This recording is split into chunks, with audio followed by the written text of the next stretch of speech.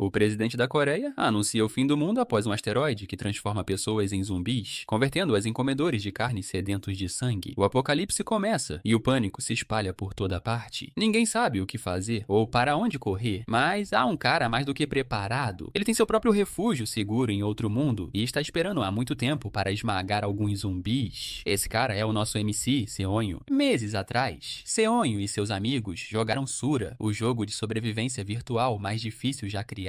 O jogo era tão intenso e difícil que a maioria dos jogadores desistiu completamente. O grupo de Seonho o abandonou com a traição suprema de nunca mais entrar no jogo. Ele ficou sozinho jogando e transmitindo o jogo, enfrentando todos os tipos de monstros e se tornando o melhor. Cansado da vida, um dia nosso garoto tirou o capacete e deletou todas as suas transmissões públicas. Seonho se concentrou em sua vida como chefe e encontrou uma garota fofa como sua cliente favorita. Brincando, ele decide cantarolar a janela de status na vida real e se surpreende ao ver uma tela azul de verdade pairando diante de seus olhos. A tela exibe suas estatísticas. Elas são as mesmas do jogo que ele jogou com One Difference. Ele possui uma nova habilidade chamada Portal Privado. Testando essa habilidade, Seonho materializa um portal de dobra do tamanho de um humano. Sua mente luta para compreender os perigos dessa nova descoberta, porque se o jogo é real, então o meteoro que iniciou o apocalipse também estava vindo. Na internet, Seonho se depara freneticamente com um artigo sobre a queda iminente do asteroide. Ele se recusa a aceitar que os eventos do jogo estejam acontecendo na vida real. Nosso garoto encara o portal à sua frente. Primeiro ele recebeu a confirmação do asteroide, e agora este portal confirmando que algo está errado. Hesitante, ele se pergunta se deveria mesmo entrar naquilo. Sem poderes, sem mulheres, sem planos e sem dinheiro, ele cogita entrar. No fim, o cara reflete sobre algumas coisas e pega a concha mais próxima que encontra. Lá, ele enfia a concha no portal para ter uma ideia do que há no fundo do outro lado. Depois de tirar um pouco de terra, ele percebe que o outro lado não se passa em uma fase labiríntica do jogo. Isso é bom, mas ele também começa a se perguntar se esse portal o teletransportará para outro lugar na Terra. Depois de arrumar as malas para a viagem, ele se encoraja a finalmente entrar. Na cena seguinte, o cara atravessa o portal e descobre a beleza do outro lado. É uma paisagem sem nada urbano à vista. A primeira coisa que ele nota é o frio intenso em comparação com o normal. Sem sinal no celular, ele conclui que está preso em algum tipo de área remota, de difícil acesso. Resumindo, o cara está ferrado se ficar preso ali. Tirando uma caneta permanente, ele marca uma das árvores com o número 0. Essa é uma jogada inteligente da parte dele para garantir que não se perca demais em sua exploração. Ele começa a caminhar, mas a caminhada o deixa exausto. A floresta parece infinita, sem nada à vista, justo quando ele estava implorando para que as coisas ficassem interessantes. Uma criatura o encara de perto. Instantaneamente, a coisa ataca como um predador e assusta o nosso rapaz. Felizmente, é apenas um belo cervo do vale e não algum tipo de monstro carnívoro. Um detalhe interessante é que o sistema identificou automaticamente essa criatura peculiar, confirmando que aquele lugar é de fato separado do reino da Terra. A criatura o encara antes de fugir sem dizer uma palavra. Não que eu esperasse que ela começasse a falar ou algo assim, mas vocês entenderam. Até mesmo o nosso protagonista acha estranho a criatura simplesmente desaparecer daquele jeito. O lado bom é que o cervo não era agressivo. No entanto, as coisas vão ficar muito feias para ele se encontrar macacos sanguinários ou javalis. Um detalhe interessante é que o cervo do vale nunca existiu no jogo Sura. Logo após chegar aqui, ele teve um pressentimento forte de que este reino está relacionado à sobrevivência e seus conceitos. Sacando uma lâmina, ele avança, preparando-se para qualquer coisa que possa surpreendê-lo. Até então, ele negava a realidade de um desastre iminente que ameaça a humanidade, mas quando estava prestes a desistir, ele a encontrou. Seus olhos se fixaram na brilhante maçã do sol, uma fruta mística que ele colheu da árvore. Primeiro, ele se pergunta se mordê-la seria seguro, então dá uma mordida e sente uma mudança imediata. O sistema o informa sobre a restauração de sua energia e seu corpo brilha com um tom amarelo. Seus efeitos são exatamente os mesmos do suco de maçã do sol que costumavam beber no jogo. Com mais uma prova servindo como confirmação, nosso rapaz agora está convencido de que algo terrível está prestes a acontecer. Bro também estava cagando perto de cocô de Goblin, o que significa que ele precisa ter cuidado. Seonho solta um suspiro preocupado, tentando fortalecer seu moral, mas apesar de suas crenças, ele agora sabe que o fim do mundo está próximo. Depois de sentir os efeitos do portal, ele saiu e voltou para seu mundo original. Lá, Seonho começou a pensar em soluções. Ele queria estar preparado para o apocalipse, então a primeira coisa que fez foi revisar todas as gravações do jogo e armazená-las em um disco rígido pessoal. Por sorte, ele transmitia o jogo ao vivo sempre que jogava, então podia salvar esses dados facilmente. Embora nunca tivesse imaginado que um dia os usaria dessa forma, a notícia da queda do asteroide chegou até ele. A destruição do Japão começaria em 32 dias, junto com o início do apocalipse. Até lá, ele decidiu se se preparar, porque o jogo, infelizmente, estava cheio das piores mecânicas de todos os tempos. A mais maluca e problemática de todas era algo chamado Doença da Morte de Ferro. Esse pequeno fenômeno resultou na corrosão e destruição de todo pedaço de metal na Terra. Prédios foram reduzidos a pó, o que ajudou a horda de zumbis horas depois do ocorrido. Com a obliteração do metal na sociedade moderna, a humanidade regrediu à Idade da Pedra. A Doença da Morte por Ferro eventualmente diminuiu no jogo, mas o principal problema era o fato de que ela durava literalmente um ano inteiro. Mesmo assim, a iminente Doença da Morte por Ferro não significava muito para o nosso garoto, que tinha uma solução segura para acessar seu portal privado graças à sua habilidade recém-adquirida. Claro, Seonho tinha uma forte convicção de que a doença seria incapaz de atravessar o portal. Concluindo sua análise, ele gastou todo o dinheiro que havia economizado para comprar equipamentos de nível premium. O cara estava prestes a entrar em uma partida de Call of Duty, a apocalipse zumbi em tempo real, então ele conseguiu todos os equipamentos e suprimentos para sobreviver. Ao checar os fóruns à noite, Seonho se decepcionou com as poucas pessoas que abusavam de suas habilidades despertadas para uma vida de crime e diversão. A manhã chegou e ele comprou mais suprimentos para sua futura missão. No caminho de volta, Bro até comprou um arco de caça por precaução. Enquanto fazia tudo isso, Seonho percebeu algo. Talvez estivesse pensando demais. Talvez estivesse se precipitando e agindo de forma impulsiva. Mesmo assim, acreditava que conseguiria recuperar todas as suas economias, mesmo que estivesse errado. Com as tarefas da manhã concluídas, voltou para casa e colocou uma placa de fechado na porta da loja. Seonho estava imerso em seus pensamentos quando ouviu a voz de alguém. Temu Shahan, do Solo Leveling, perguntou preocupada sobre a loja fechada. Ele explicou que era apenas para uma reforma, o que a fez se perguntar se ele tinha feito um ótimo negócio e ganhado muito dinheiro. Seonho encerrou a conversa rapidamente, dizendo que tinha trabalho a fazer, mas ela o interrompeu e tentou fazer uma pergunta. A garota fica sem jeito e acaba não expressando seu pedido, virando-se para ir embora. Seonho fica curioso com a pergunta dela e, embora pudesse facilmente pressioná-la para obter uma resposta, volta ao que estava fazendo. Lá dentro, ele jurou levar as coisas a sério e se concentrar no que realmente importava. O cara realmente disse: "Vou ignorar os vilões e me concentrar de verdade." Ele ordena a abertura do portal, refletindo sobre seu estilo de jogo. Poderíamos chamá-lo de estrategista ou planejador, alguém que adora usar estratégias para superar cada fase. Ele não era exatamente um combatente poderoso e dependia principalmente de sua inteligência. O motivo é simples. Em Sora, há uma maneira complexa de obter atributos. Você não os adquire apenas subindo de nível, você só os adquire caçando e explorando. No momento, nosso garoto está no outro reino, tentando aprimorar suas habilidades com o arco, claramente sem prática ou instrução prévia. O cara usa tutoriais do YouTube para aprender sozinho. Seonho se posiciona corretamente e mira para atirar. Um lado dele, vindo do jogo, se reflete em sua experiência, até que ele finalmente solta a flecha. A flecha voa em direção ao alvo. Bro fica realmente impressionado com seu talento, a ponto de pensar que é o escolhido. No entanto, com a dor na mão, Seonho percebe que sua verdadeira fraqueza é a força. É por isso que ele quer se concentrar em se exercitar e aumentar sua resistência física. Com os preparativos básicos concluídos, ele passaria para a próxima etapa. Imediatamente, ele precisava cuidar de duas coisas. A primeira era traçar um plano para caçar monstros adequadamente. A segunda era construir uma base onde pudesse armazenar suprimentos sem preocupações. No entanto, no momento, ele não tinha armas nem suprimentos, pois estavam a caminho. Até então, ele caçava maçãs douradas e tinha muita sorte de encontrá-las. Tendo marcado alguns locais, ele aprendeu a se preparar para o apocalipse que estava por vir. Sua preparação antecipada é o mesmo motivo pelo qual ele sobreviveu em Sura por tanto tempo. Olhando ao redor, Seonho se depara com excrementos de Goblin. Ele estava procurando por aquilo por um objetivo simples. O problema com os Goblins é que eles adoram agir em grupo. O fato de haver apenas um pedaço de merda no chão, e eu digo isso literalmente, indica que há um por perto. O inspetor de Coco Pro Max interage com os excrementos e conclui que o Goblin deve ser um pária. Seonho sabe que esse cara será sua carta na manga. Ele precisa caçá-lo a todo custo. À noite, sua busca pelo Goblin solitário continua. Ele ouve lobos por perto, o que significa que está mais perto do vale. Então ele avista o mesmo Goblin que procurava. Seonho se esconde atrás de uma árvore, mas consegue ver que a criatura é idêntica às do jogo. Os Goblins são considerados os monstros de pior nível. Suas únicas armas são lanças e dardos venenosos. Eles são conhecidos por mutilar e torturar seus oponentes. Na verdade, é exatamente por isso que nosso garoto escolheu uma arma de longo alcance, um arco, como sua primeira opção. Pelo que parece, o Goblin é velho e está em péssimas condições. Ele não tem nenhuma arma, então Seonho imediatamente saca seu arco. Ele sabe que, se conseguir manter a calma, vai matar essa coisa. Ao soltar a flecha, ela atravessa o braço do Goblin, perfurando. Seonho mirou na cabeça, mas está satisfeito com o resultado. Aproveitando essa vantagem, ele tenta um segundo disparo, mas o Goblin atira uma pedra com tanta força que sua arma voa para longe de suas mãos. Seonho percebe que está lidando com um Goblin experiente e maduro. Ambos preparam suas lâminas para o combate corpo a corpo. O confronto final entre Sung Jin-woo e Baeru começa. Droga, espera, história errada. Seonho carrega sua faca e tenta cortar a lateral do Goblin. O Goblin experiente se esquiva e acerta o joelho do nosso garoto com bastante força. Levando a luta para o chão, Seonho derruba o Goblin, forçando-o a ficar de costas. Aqui ele tem uma clara vantagem. Seonho pega a lâmina e a crava fundo no peito da criatura, fazendo-a gritar de dor. Eventualmente, a luz em seus olhos se apaga. A primeira morte foi bem sucedida e Seonho ganha 2 pontos por isso. Ele nem consegue acreditar que conseguiu fazer o que fez. Analisando o ambiente, ele encontra guacamole em pó e óleo vegetal por perto. No jogo, a combinação desses ingredientes resulta em uma pomada. Mas, primeiro, ele precisa cavar rápido. É muito perigoso deixar esse Goblin apodrecer ao relento, pois o grupo poderia encontrá-lo e caçar Seonho por causa disso. Deixá-lo apodrecer também não é uma boa ideia, pois ele se transformará em algo chamado espinho ósseo. Seonho encontra um par de trutas vermelhas por perto. O coração de Seonho dispara ao perceber que está em apuros. No momento em que desvia o olhar, Bro descobre o monstro coruja mais assustador encarando-o. Antes disso, voltamos às partidas de Seonho quando ele era jogador. Durante suas transmissões, ele compilou uma série de informações valiosas sobre o jogo. Alguns membros do chat doaram dinheiro para que ele pudesse mergulhar de cabeça no assunto. Seonho se aprofundou no jogo e descreveu sua experiência com goblins e kobolds na última vez. Evitar o rastejador de ossos também é essencial, mas a floresta abriga 2 das criaturas mais perigosas do jogo, lobisomens e corujas-urso. As corujas-urso são criaturas territoriais, o que significa que sua existência cria harmonia no ecossistema dos monstros. Ao se lembrar da época das transmissões, Seonho sentiu um calor reconfortante. Havia um cara, Bull Sung-man, que sempre ficava feliz por ele. Os outros eram tranquilos e um pouco estranhos, como o cara do cachorro latino que não conseguia parar de digitar au au no chat por algum motivo. Curiosamente, Seonho se pergunta por que está tendo lembranças tão felizes. Será porque ele está encarando a encarnação do horror literal diante de si? Uma criatura que iria acabar com sua vida. Seonho se recusa a aceitar a realidade. É como se aquelas memórias o estivessem dizendo para se concentrar. Ele usa cada momento à sua disposição para pensar em um plano. Ele já sabe que os ursos coruja são extremamente ferozes e destroem tudo em seu caminho. O fato de a criatura estar parada sem fazer nada implica que ela não está com tanta fome. Mas o que mais o está irritando agora é que eles invadiram o território da truta vermelha. Com todos esses fatores importantes em mente, Seonho percebe que talvez haja apenas uma maneira de escapar dessa situação de pesadelo. Virando-se, ele se lembra de que ainda é o Kimba Pijoa em sua mente, mesmo que seu corpo seja o físico insignificante de Kang Seonho. Rangendo os dentes, ele desafia o monstro para um confronto, uma declaração final de sua vontade de sobreviver. A criatura o encara, iniciando seu primeiro ataque aterrorizante. O urso coruja é especialmente bom em caçar à noite, mas sua principal fraqueza é a luz solar direta. Tendo memorizado seus padrões no jogo, Seonho sabe que só precisa executar o plano para salvar sua vida. Sincronizando o ataque da fera, Seonho se esquiva do golpe com maestria e, ao mesmo tempo, pensa em uma maneira de criar algum tipo de efeito de luz para aterrorizar o monstro. Em um ímpeto de velocidade, ele corre pelo enorme braço da criatura antes de finalmente sacar uma lanterna e cegá-la a queima-roupa. Esse efeito é tão traumatizante até mesmo para um predador como o urso coruja, que o deixa completamente cego. A próxima cena mostra nosso garoto definhando em sua cama enquanto seu alarme toca. Ele sabe que precisa se levantar, mesmo com o corpo todo dolorido depois da noite anterior. Seonho desmaiou logo após chegar em casa. Sua última lembrança é dele correndo para salvar sua vida depois de cegar o monstro. Por uma ironia do destino, ele encontrou um urso coruja logo depois de enfrentar um goblin. Ué, você assistiu o vídeo até aqui e até agora não se inscreveu no canal?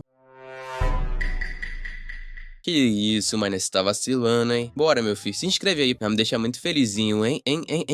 O cara não quer lidar com essa merda de novo e tenta se levantar para comer alguma coisa. Ele beija o chão com um baque, percebendo que suas pernas estão destruídas depois daquele exercício aeróbico. Felizmente, ele ainda tem aquelas maçãs douradas do outro reino. Seonho pega uma e dá uma mordida, recuperando instantaneamente sua energia com seus efeitos. Finalmente, ele se sente mais vivo do que nunca, pensando se agora deveria saciar seu estômago adequadamente. Mas depois de se arrumar, Bro acaba encontrando Temu Shahine novamente. Ela veio comer em um restaurante diferente e, por coincidência, o encontrou. Seonho não estava procurando companhia, mas ela se sentou ali porque gosta de ter companhia para as refeições. Mi-kyung pergunta apressadamente se ele tentou abrir a janela de status. Sua atitude entusiasmada faz Seonho perceber que esse deve ser o assunto que ela queria discutir da última vez, mas se conteve. Mi-kyung mostra a notícia a ele e garante que é verdade. Alguns jogadores espertos estão usando seus poderes para roubar dinheiro de outros. Seonho fica um pouco surpreso com a confiança dela em perguntar algo assim diretamente. Ele responde mentindo e dizendo que nada apareceu. A questão é que Seonho sente que está fazendo um favor ao manter os outros no escuro sobre sua situação. Em primeiro lugar, sua característica é estratégica e não focada em combate. É algo que ele pode usar a seu favor, em vez de compartilhar com os outros. No momento, nem mesmo sua segurança pessoal está garantida. Se ele acabar revelando suas intenções para a moça de vestido vermelho, que neste caso é ela, as coisas podem ficar muito ruins para ele. É uma jogada inteligente. No entanto, o rapaz fica intrigado com o interesse de Mi-kyung em perguntar sobre o despertar. Então vem a surpresa dela. Ela hesita e até admite ter mentido. Seonho presume boas intenções e a assegura de que ela não precisa dizer nada. Ele a encoraja, dizendo que ainda há tempo, e vai para casa logo após a conversa. Finalmente, seus pacotes de entrega chegaram. Os itens que ele havia encomendado chegaram e agora ele não precisava se preocupar com suprimentos. Ele mudou suas coisas para o telhado e manteve apenas o essencial no segundo andar. Durante os preparativos, selecionou vários itens necessários para a missão de hoje, como máscaras de gás, trajes especiais e outros equipamentos. Para a missão, nosso herói pretende encontrar um local adequado para usar como esconderijo. É necessário construir uma base, daí a importância do machado. Ao atravessar o portal, Seonho encontra sua primeira pista para um esconderijo. Ele descobriu acidentalmente uma caverna de goblins enquanto procurava o antigo goblin. Lembrando-se da localização, ele viaja até o mesmo lugar e a encontra. É um esconderijo bastante conveniente, perfeito para seus planos. No entanto, primeiro ele precisa verificar que tipo de monstros vivem ali. Seonho examina o ambiente e encontra pequenas pegadas de kobolds passando. Essa é uma descoberta para comemorar, pois esses bichinhos não representam nenhum problema. Seonho já tinha um plano para enfrentar monstros de nível baixo, então não tinha com o que se preocupar. O problema dos kobolds é que são criaturas noturnas. Eles estão dormindo, então o plano do nosso garoto é sufocá-los lá dentro. Primeiro, ele junta lenha cortando alguns galhos. Depois, coloca o grupo na entrada. A próxima ideia é derramar gasolina por cima. Seonho achou que completaria essa missão sem problemas, pois tudo o que precisava fazer era acender uma fogueira. Mas então, para seu espanto, ouviu o barulho deles. Eles acordaram e imediatamente fixaram o olhar em sua próxima refeição. Seonho os cumprimentou gentilmente antes de sacar seu machado e partir para a ação. Com um único golpe, ele cortou o pescoço dos dois monstros, matando-os instantaneamente. O motivo de terem caído tão facilmente foi a sonolência anterior. Graças a essas mortes consecutivas, o sistema o recompensa com um aumento de nível e 4 pontos. Em seguida, Seonho joga o isqueiro na lenha. Logo depois, a fumaça começa a entrar. No jogo Sura, os monstros de nível baixo tinham uma fraqueza gritante, eram vulneráveis a coisas novas, e esta era uma delas. Nosso garoto esperou do lado de fora com uma máscara de gás. Embora pudesse ter tentado queimá-los diretamente, este método era ainda mais eficaz com o processo de limpeza. Os kobolds adormecidos acordaram freneticamente e correram para fora para se salvarem. Xianghou escolheu essa estratégia intencionalmente para enfraquecer seus corpos e criar confusão em sua fuga. No momento em que saíssem, seu objetivo era aproveitar a vulnerabilidade deles para matá-los de uma vez. Embora esperasse que pelo menos 5 deles saíssem, Xianghou ficou surpreso ao ver apenas 4. Isso era diferente do grupo habitual de 7. Mirando em um dos kobolds, Xianghou o matou a golpes, declarando que restavam apenas 3. Os 3 restantes correram em sua direção, fazendo o pouco que podiam para atacá-lo, mas nosso garoto estava pronto com seu machado. Este homem desferia golpes certeiros com a arma, derrubando-os. Outro kobold tenta atacar, mas o poderoso jato de pum mortal o cega a queima-roupa. Antes que pudesse fazer qualquer coisa, Xianghou ajuda a cortar sua cabeça. Com apenas um último restante, nosso garoto encara o líder, que se contorce de medo. Ele se tornou o caçador e declara o fim deles, prometendo fazer bom uso do esconderijo. O banho de sangue finalmente termina, com Xianghou exausto no chão. Sua falta de resistência é a verdadeira desvantagem agora, mesmo que tenham sido fáceis de derrotar. Curiosamente, os atributos do sistema não são diferentes dos do jogo, nem mesmo a seção de penalidades do estado de exaustão. Os pontos de status não aumentam após subir de nível também é igual. Ainda assim, subir de nível eventualmente desbloqueará itens da loja para ele, o que já é bom por si só. No momento, o mais conveniente é que ele pode usar um espaço privado só para ele, mas por mais que nosso garoto quisesse um ambiente limpo lá dentro, ficou decepcionado com a bagunça que os kobolds fizeram. Com o esconderijo esconderijo seguro, as operações de limpeza começaram. Esse cara teve que limpar tanta sujeira de Goblin que acabou se cansando. Limpar tudo aquilo era um saco, principalmente depois de uma luta decente. Xianhou xingou aquelas criaturas nojentas por viverem no lixo. Mesmo assim, ele não tinha mais com o que se preocupar com uma nova base. Xiangou voltava para o seu lado do mundo sempre que precisava jogar o lixo fora. Isso era uma vantagem, mas ainda assim, levava um tempão para limpar tudo. O que mais o surpreendeu foi descobrir como era fácil usar itens entre as dimensões. Então, ele usou um cano de um lado e o ativou do outro, ficando impressionado até consigo mesmo com o quão bem funcionou. Horas de esforço à parte, o lugar agora brilhava de limpeza.